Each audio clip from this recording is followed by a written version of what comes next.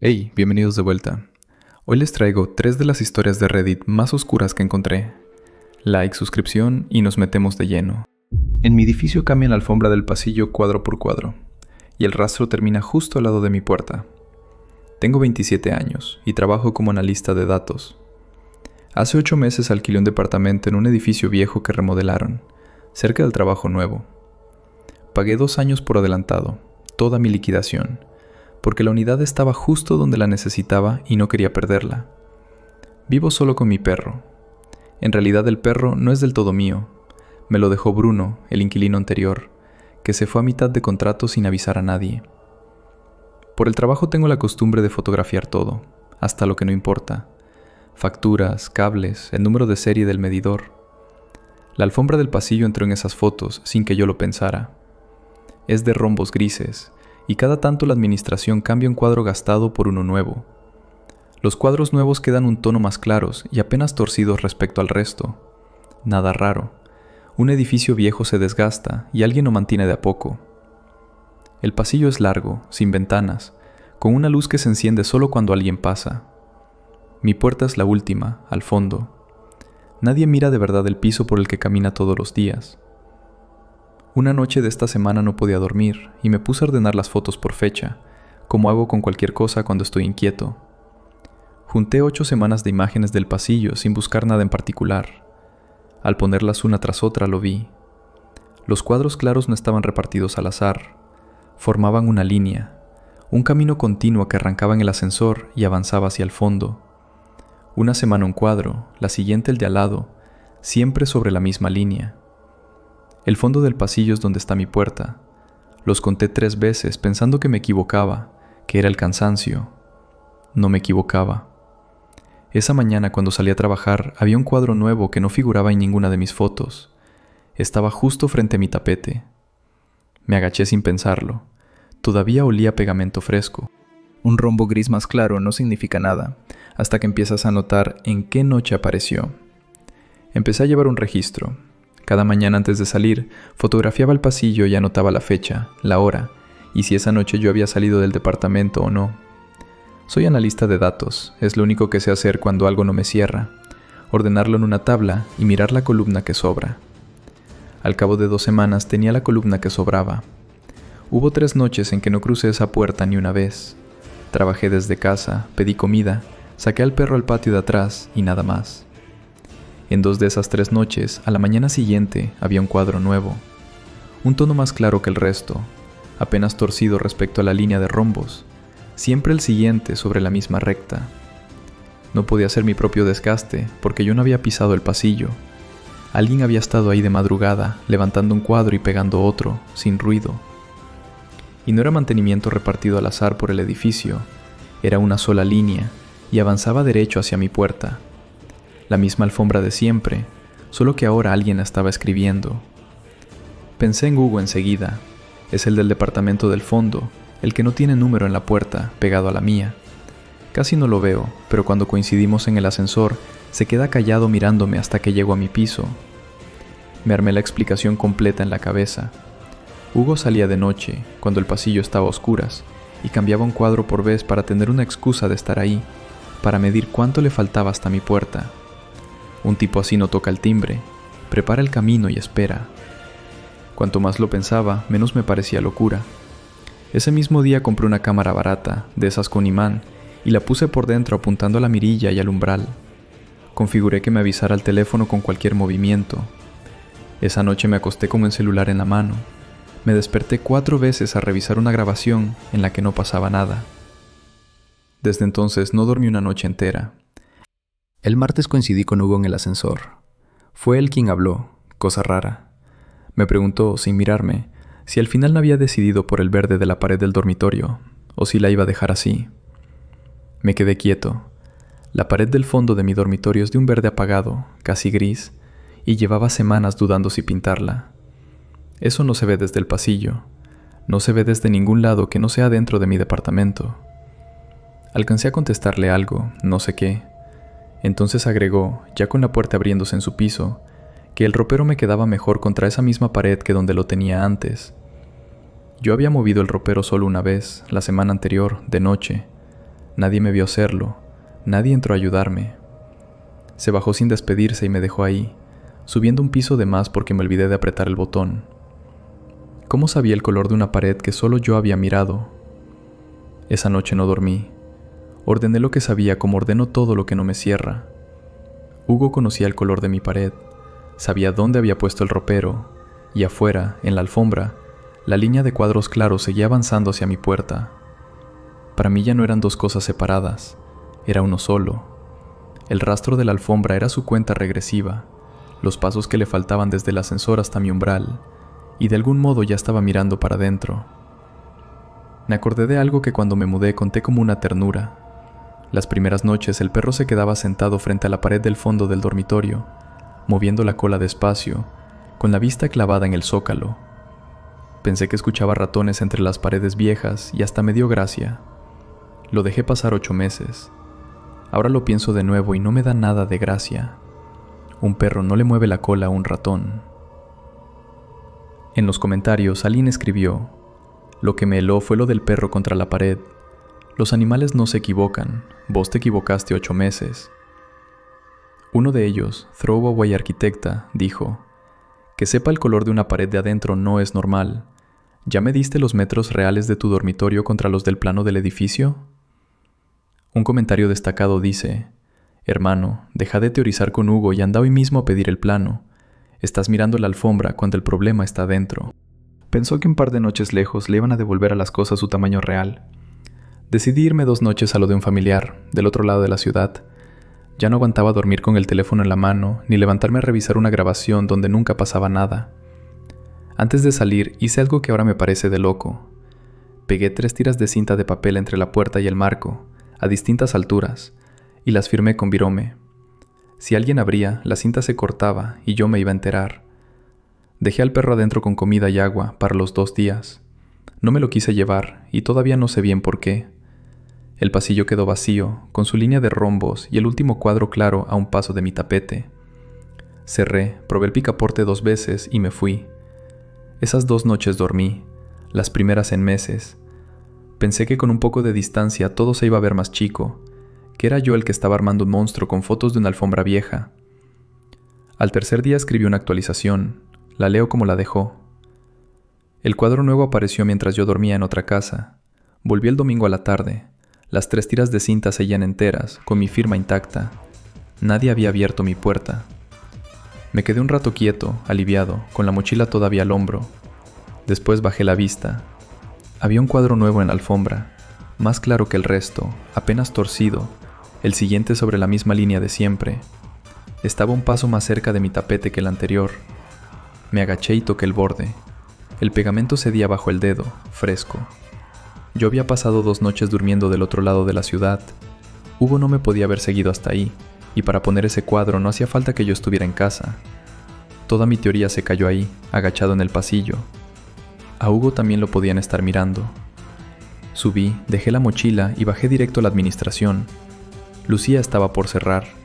Le pedí sin rodeos el registro de mantenimiento de la alfombra y el plano del piso. Se puso incómoda, dijo que eso no se entregaba así nomás. Insistí hasta que dejó de mirarme la cara. Terminó notando algo en un papel y me dijo que al día siguiente me iba a buscar los planos originales y las órdenes de reemplazo con fecha. Al día siguiente, Lucía me hizo pasar a la oficina y puso todo sobre el escritorio sin decir mucho. El plano original del piso, el registro de mantenimiento con cada orden fechada y un fajo de sobres viejos a nombre de Bruno que nunca nadie había reclamado. Primero miré el plano. En papel, el piso tiene 4 departamentos. Los conté 2 veces. 4 unidades y en el pasillo hay 5 puertas. La quinta, la del fondo sin número, no existe en el dibujo. Donde debería estar, el plano muestra una sola unidad entera, la mía. Seguí las líneas con el dedo y lo entendí.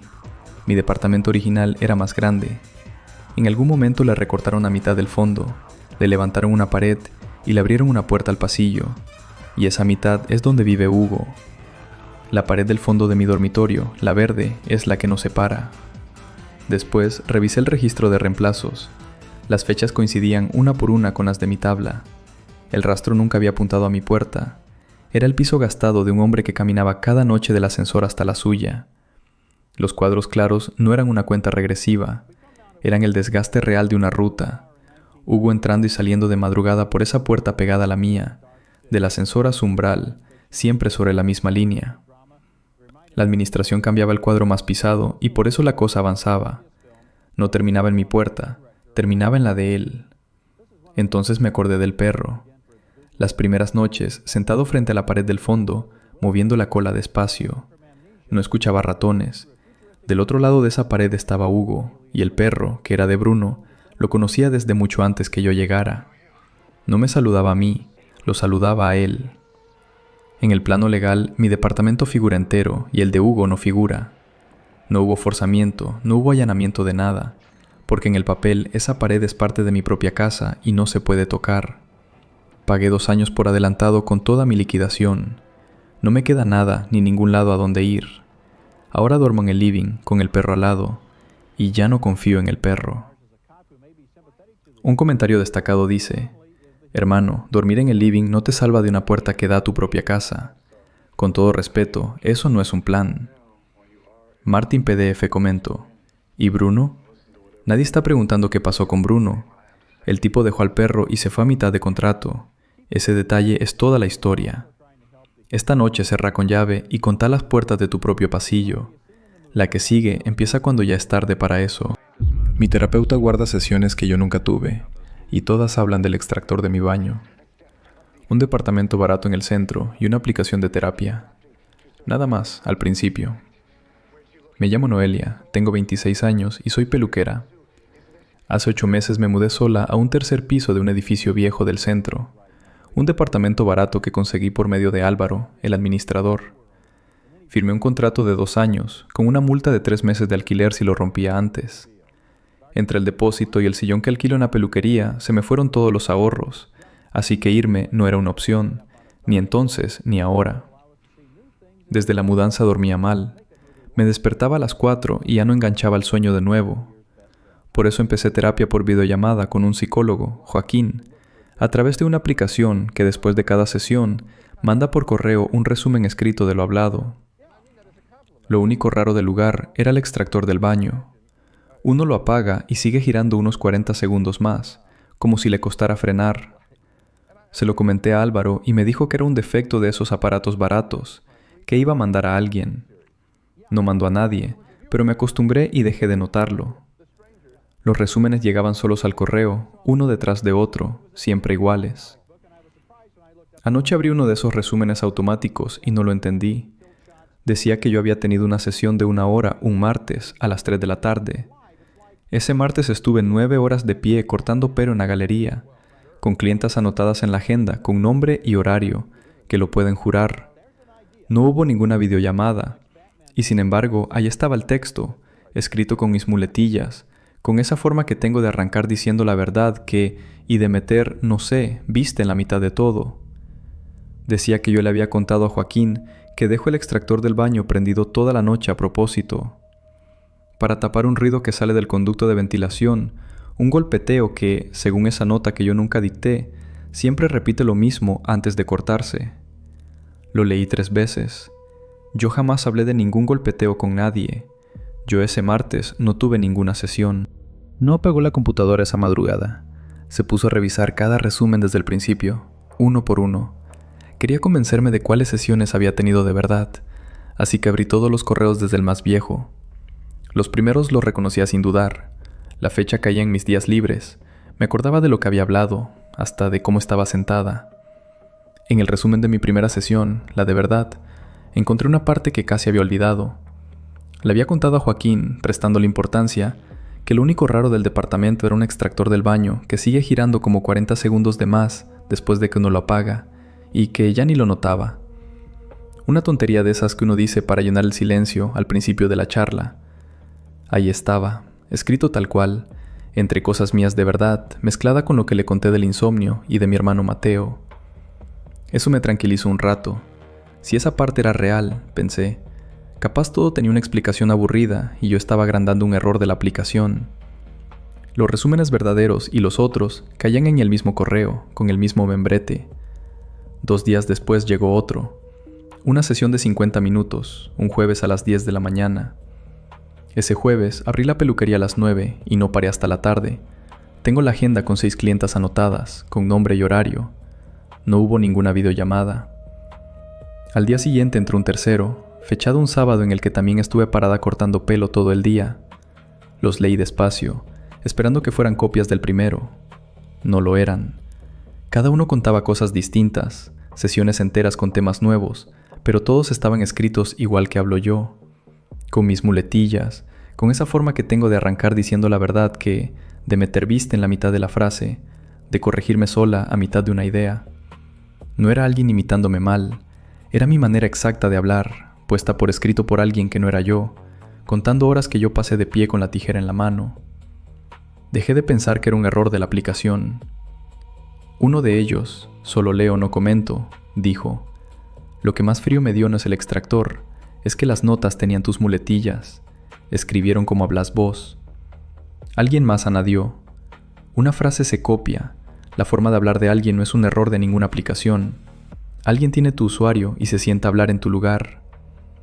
En los comentarios, alguien escribió: como peluquera te digo que tu mejor prueba fue la agenda de turnos. Nadie discute la agenda de una peluquera, ahí están anotados hasta los que no vinieron. Guarda todo ya comento, sácale captura a todo ahora mismo. A los correos, a las fechas, a cada resumen. Si mañana la aplicación decide que fue un error, eso se borra solo y te quedas sin nada. Los resúmenes de sesiones que nunca ocurrieron seguían cayendo en el mismo correo. El último llegó un lunes. Decía que yo, en sesión, le había contado a Joaquín que dejó el extractor prendido de noche para no oír el conducto, ese golpeteo que siempre cuenta lo mismo antes de cortarse. Así, escrito, un golpeteo que cuenta, como si tuviera un número fijo de golpes y después parara, siempre igual, y alguien se hubiera sentado a medirlo. Yo nunca dije eso, no porque no me acuerde, sino porque no es algo que se me hubiera ocurrido. Nunca me puse a contar ningún ruido de esa casa. Llamé a mi hermano Mateo y le leí el resumen entero por teléfono. Se quedó callado un rato y después me dijo lo mismo que yo venía pensando. O alguien se metió en mi cuenta y se hace pasar por mí en las sesiones, hablando igual que hablo yo.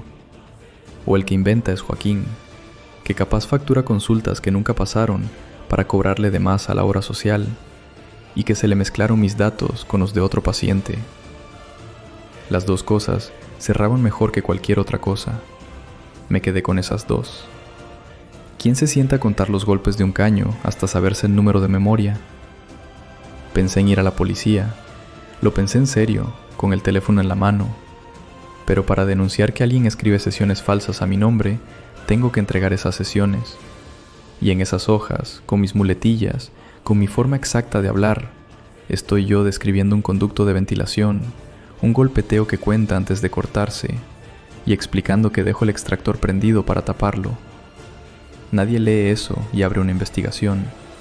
Lo que abren es una derivación al psiquiatra. El único que dejó algo por escrito de lo que pasa en mi departamento es justo el que yo iría a acusar. Así que hice lo otro. Pedí formalmente mi legajo completo, todo, a la aplicación y también al centro de salud. Cada sesión, cada factura, cada consulta cargada a mi nombre. Si de verdad estaban facturando horas que yo pasé de pie con la tijera en la mano, eso tenía que estar en el papel. Con eso sí se puede ir a algún lado. En el centro me dijeron que el legajo físico tarda unas semanas en llegar por correo. Lo pedí igual. Subo esto casi un mes después de lo anterior. Conseguí lo que había pedido, y por una noche entera creí que se terminaba. La junta suspendió a Joaquín y el extractor sigue prendiéndose solo. Junté todo el legajo digital antes de dar un paso. Bajé cada resumen y los ordené por fecha, uno al lado del otro. Había frases enteras copiadas y pegadas de una sesión a la siguiente. La misma línea sobre el conducto, palabra por palabra, en martes, jueves y sábados distintos. Y estaban las consultas facturadas a nombre de Noelia, ese nombre que no es el mío, cargadas a la hora social justo en horas en que yo estaba parada con la tijera en la mano. Eso era lo único que podía mostrar sin que me derivaran a un psiquiatra. No las notas, la plata. Presenté todo ante la junta que regula a los psicólogos. Consultas que nunca pasaron, cobradas de más y notas firmadas por él. Tardaron unas semanas. Después me llegó la resolución. Le suspendieron la matrícula a Joaquín por facturación fantasma y por cargar sesiones que nunca existieron. Los resúmenes dejaron de caer en el correo. De un día para el otro, silencio. Esa noche me acosté pensando que había ganado. El buzón quedó en silencio. El baño no. La primera vez pensé que me lo había dejado prendido yo. Volví del trabajo, abrí la puerta y el extractor estaba girando, con nadie adentro desde la mañana. Lo apagué. Giró sus 40 segundos de siempre y frenó. 2 días después pasó de nuevo, y esa vez yo estaba en la cocina y lo escuché arrancar solo, sin que hubiera una mano cerca del interruptor. Nunca estuvo fallado en el sentido que yo creía. No es que tarde en frenar, es que se enciende cuando quiere, y recién ahí empieza a contar los 40 segundos. Ya no hay ningún resumen que me diga qué pasa en este departamento. Joaquín era el único que dejaba algo por escrito de lo que pasaba acá adentro, y a ese lo saqué del medio yo misma. Ahora estoy sola. Anoche lo dejé prendido a propósito, toda la noche, para no escuchar el conducto. Pedí el legajo para tener pruebas. Adentro había más de lo que yo había pedido. El sobre llegó un jueves, grueso, con todas mis hojas fotocopiadas adentro. Las revisé por fecha, una por una, igual que las tenía en la computadora. Detrás de la última mía había páginas que no reconocí, grapadas a las mías, mal, como archivadas en la carpeta equivocada. Era la ficha de otra paciente. Misma dirección, mismo tercer piso, mismo departamento. La inquilina que vivió acá antes que yo. Y en sus sesiones estaba la frase, la misma, textual, sobre el extractor que gira 40 segundos de más. El mismo golpeteo que cuenta lo mismo antes de cortarse, con el número anotado al lado. No parecido, igual. Al final venía una lista de audios adjuntos, con fecha. Los abrí ahí mismo, sentada en el piso. Era mi voz, diciendo esas cosas, con mis muletillas, fechados meses antes de que yo firmara con Álvaro. De Quiño es una voz que ya dijo todo antes de que una llegue. Ahí entendí lo del extractor. Nunca estuvo fallado. No es que tarde en frenar, se enciende solo, y recién ahí empieza a contar los 40 segundos. Ese ruido que yo llamaba el extractor es lo mismo que ya estaba descrito, con mi voz, en una carpeta anterior a mí. La tarde de mi primera sesión, cuando le conté a Joaquín, sin darle importancia, que lo único raro del lugar era ese extractor que gira de más y que ya ni lo notaba, yo creí que lo notaba por primera vez. Ya estaba escrito. Ahora no puedo usar mi propia voz como prueba de nada. Si tengo que demostrar que un martes estuve 9 horas parada con la tijera, no me sirve un audio mío. A Joaquín lo saqué del medio yo misma, y era el único que dejaba algo por escrito de lo que pasa acá adentro. Ahora estoy sola. Anoche volví a dejar el extractor prendido toda la noche, para no escuchar el conducto. Un comentario destacado dice: ¿llegaste a preguntarle a Joaquín en la cara de dónde sacó tu voz en esos audios viejos? ¿Qué dijo? La reacción fue: fui al consultorio, le mostré la fecha del primer audio y se quedó callado como 1 minuto. Después me pidió, muy tranquilo, que borrara los mensajes de la aplicación. No los borré. Son lo único que me queda para saber que no me lo inventé. Un usuario llamado Hija de Encargada escribió: mi vieja fue encargada de un edificio 30 años y siempre decía que los departamentos baratos nunca son baratos por el departamento, son baratos por el que se fue. Vos que escuchás esto, pensá cuántas veces creíste que tu propia voz alcanzaba como prueba. La que sigue empieza parecido. La misma desconocida aparece en el espejo de todas mis selfies del gimnasio, y ya sé por qué. Soy trabajadora social y tengo 30 años. Vivo con mi hermana menor, Aitana, en un departamento que apenas nos alcanza para las 2. Entre nosotras nunca hubo secretos. Compartimos hasta las contraseñas, la del teléfono, la del correo, todo. Desde hace como 1 año tengo una costumbre boba. Todos los domingos, al salir del gimnasio del barrio, me saco una selfie de progreso y la subo. Es mi manera de obligarme a seguir yendo. Para mi último cumpleaños, Aitana me regaló un prendedor esmaltado de girasol. Lo colgué del lado derecho de la correa de mi mochila del gimnasio y ahí quedó. Ella tenía uno igual y me contó que había perdido el suyo, que no lo encontraba por ningún lado. Cosas que una dice y olvida. Lo raro empezó con una mujer. En el reflejo del espejo grande de las pesas, semana tras semana, aparecía la misma desconocida parada a mi espalda. No tocaba una sola máquina, no cargaba nada, solo estaba ahí, quieta, con la vista puesta más o menos hacia donde yo estaba. Una desconocida quieta no asusta. Asusta cuando dejas de poder explicarla. Guardaba todas esas selfies, así que una noche me puse a mirarlas de nuevo. En 5 domingos seguidos estaba ella, siempre en el mismo rincón del reflejo, siempre orientada hacia mí. Amplié la última con los dedos, sin buscar nada en particular. Detrás de ella, en el borde del cuadro, había un segundo espejo, uno de esos de columna. Y en ese segundo espejo se alcanzaba a ver la pantalla de su teléfono. Lo tenía levantado a la altura del pecho. Tenía abierto mi propio perfil de Instagram, con mis fotos en la pantalla, y estaba parada a 3 metros de mi espalda, comparándome con ellas. Me quedé un rato larguísimo con la imagen ampliada, buscándole otra explicación. No se me ocurrió ninguna que me dejara tranquila. Esa mujer no estaba entrenando, me estaba estudiando, y llevaba semanas haciéndolo mientras yo posaba y sonreía para la cámara. Volví el domingo siguiente, decidida a no mirar el espejo. Aguanté hasta la mitad de la rutina. Cuando levanté la vista, ahí estaba otra vez, en el mismo rincón, con la cara puesta hacia donde yo estaba. Esta vez no me quedé quieta. Agarré el teléfono y, con la excusa de contestar un mensaje, abrí la cámara y amplié. Llevaba una mochila cruzada al pecho, y de la correa, del lado derecho, le colgaba un prendedor esmaltado de girasol, igual al mío. El mismo amarillo, el mismo tamaño, la misma forma de las hojas. Me acordé al toque del que Aitana me había regalado, el que yo tenía colgado en la correa de mi mochila, del lado derecho también. Me repetí que era casualidad, que un girasol así lo vende cualquier kiosco, pero ya no me lo creía. Si esta mujer se había puesto a estudiar mis fotos una por una, si comparaba mi perfil parada a mi espalda, entonces también había visto el prendedor colgado en mi mochila en cada selfie, y se había salido a comprar un igual. Copiarte la ropa da rabia. Copiarte un detalle que no mira nadie da otra cosa. A partir de ahí dejé de reconocer mi propio domingo.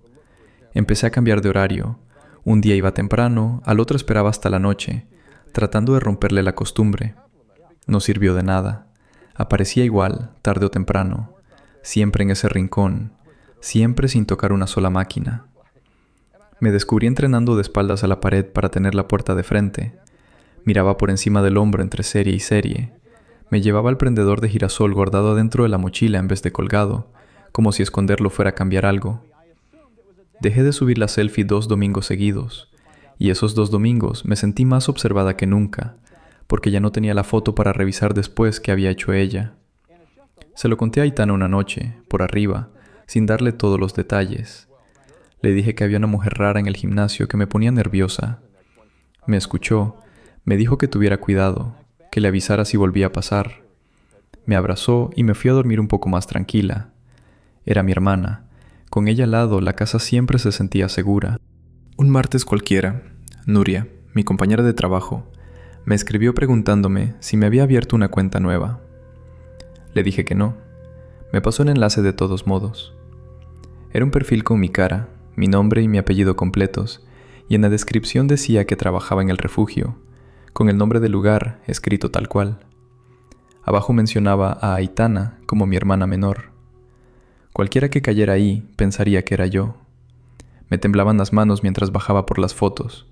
Había imágenes mías que sí existían, sacadas de mi cuenta real, pero había otras que yo no reconocía. En todas estaba de espaldas, caminando por la calle de casa, entrando al refugio, sentada en el café de la esquina donde almuerzo casi a diario. Nunca me saqué ninguna de esas. Alguien las tomó desde atrás, sin que yo lo notara, en lugares por los que paso todos los días. Una foto suya que no recuerda haberse sacado significa que alguien más apretó el botón. Volví a las selfies del gimnasio, a la del segundo espejo, la que había ampliado hasta cansarme. Ahí seguía la desconocida, con mi perfil abierto en la pantalla del teléfono, levantándolo a la altura del pecho mientras me comparaba con mis propias fotos a mi espalda. Para mí quedó claro, era ella. Me acechaba domingo tras domingo, me estudiaba, y ahora había armado esta cuenta con mi cara para meterse todavía más adentro de mi vida. Encajaba todo. La mujer del espejo por fin tenía un para qué. Me pasé la noche reportando el perfil desde mi cuenta y desde la de Nuria. A la mañana seguí ahí, intacto. No dije nada en el refugio. Me daba pánico que una de las usuarias confundiera esa cuenta con la mía. Guardé capturas de cada foto de espaldas, por si algún día servían. Lo único que no hice fue preguntarme quién, además de mí, sabía a qué hora salgo de ese café y por cuál puerta entro al trabajo. Un comentario destacado dice: la cuenta falsa con tus fotos me da más miedo que la mujer del espejo. A la del espejo al menos la ves venir. A la otra la lee gente que nunca vas a conocer. Trabajo social. Ok, comento. Las fotos de espaldas son lo peor de todo. Alguien caminó tras tuyo por tu propio barrio y vos ni lo sentiste. ¿Quién te la sacó desde adentro de tu vida? En los comentarios alguien escribió: ¿por qué la desconocida te estaba comparando con tu propio perfil? Eso no es de fan obsesionada. Eso es de alguien que quería confirmar si le habían mentido. La reacción fue: para mí es obsesión y punto. Me copió el prendedor, me copió las fotos, comparaba porque quería ser yo. No le busco 3 pies al gato. Néstor, un colega del refugio, me paró en el pasillo un jueves. Me preguntó, medio incómodo, si yo le había escrito por privado a una de las usuarias que atendemos. Le dije que no, que jamás haría algo así. Me mostró la pantalla de su teléfono. Había mensajes de una tal Carmen, con mi foto y con el nombre del refugio escrito en la descripción, ofreciéndose a acompañarla a un trámite fuera de horario. La mujer se había asustada y se lo había contado a él. Se me cerró el estómago. Pasé de una cuenta que me copiaba las fotos a una cuenta que ya estaba hablando con la gente que yo atiendo por trabajo. Esa misma noche me senté a reportarla en serio, y ahí me di cuenta de lo atada de manos que estaba. Para bajarla, la plataforma me pedía comprobar que la verdadera Carmen era yo. El documento, una foto sosteniéndolo, todo. Cada intento terminaba igual: demostrar que existís y después vemos. Tenía que probar que yo era yo, mientras otra andaba siendo yo con más soltura de la que tenía yo misma. Unos días después volví a escribir. Esta vez encabezó el texto con sus propias palabras. Encontré una segunda cuenta y hablé con mi hermana. Escribo para actualizar porque la cosa creció. Buscando la primera cuenta me topé con una segunda, casi idéntica, con menos fotos pero otra vez las mías de espaldas y otra vez el nombre de Aitana puesto como mi hermana menor. Ya eran 2 perfiles. Sentí que se me multiplicaba encima. No aguanté más y hablé con Aitana de frente, con todos los detalles que le había venido escondiendo. Le mostré a la mujer del espejo, las 2 cuentas, los mensajes que le habían llegado a la usuaria a través de Néstor. Se puso pálida. Me abrazó fuerte, me dijo que era gravísimo, que por qué no le había contado antes. Se ofreció a ayudarme. Dijo que ella se movía mejor que yo con estas cosas, que se encargaba de reportar desde su propia cuenta y de rastrear si aparecían más perfiles. Le pasé todo lo que tenía guardado, las capturas, las fechas, los enlaces. Me fui a dormir sintiéndome un poco menos sola. Por primera vez en semanas había alguien de mi lado, alguien que se sabía cada rincón de mi vida y podía ayudarme a defenderla. Ni se me cruzó preguntarme por qué justo ella se sabía cada rincón de mi vida. Nuria vino a casa el sábado. Yo todavía creía que estábamos buscando a una desconocida. La dejé sentarse conmigo a revisar las 2 cuentas con calma. En la segunda vi un video corto que yo no me había animado a abrir sola. Le dio play. Se veía mi mochila del gimnasio apoyada sobre la mesada del baño y una mano acomodando el teléfono para grabar. Puse pausa. En el reflejo del espejo del baño, el de casa, estaba Aitana sosteniendo el teléfono. Del lado derecho de la correa de mi mochila colgaba el prendedor esmaltado de girasol, el de ella, el que me había jurado que había perdido. Nunca lo perdió. Lo tuvo colgado en mi mochila todo este tiempo, del lado derecho, en cada selfie que subí. El girasol de las fotos de la cuenta falsa era ese, el mío, el que Aitana me regaló para mi cumpleaños. Y el de la desconocida del gimnasio era un prendedor cualquiera de kiosco, uno igual entre miles, que me hizo perseguir durante semanas a la mujer equivocada. Reconocí esa mano antes de animarme a aceptar de quién era. La mujer del espejo me escribió a los pocos días, a mi cuenta de verdad. No me acechaba. Una tal Carmen la había enamorado por mensajes durante meses, con mi cara y con mi nombre, y ella había ido al gimnasio a mirarme de lejos para confirmar si yo existía. Por eso levantaba el teléfono con mi perfil abierto a mi espalda, comparaba la de las fotos con la de carne y hueso. Nos vimos un mediodía y me entregó las capturas. Meses enteros de una Carmen que le hablaba con mis modismos, con chistes internos que solo alguien que vive conmigo me escucha decir. No denuncié. Para bajar las cuentas tendría que admitir que mi identidad llegó hasta una usuaria del refugio, y esa filtración me borra el registro de trabajadora social. El contrato del departamento está a mi nombre, pero sola no cubro el alquiler sin aparte de Aitana, y no nos queda nadie a quien mandarla. Así que me quedé. Compartimos el baño. Esta mañana le sonreí en el desayuno.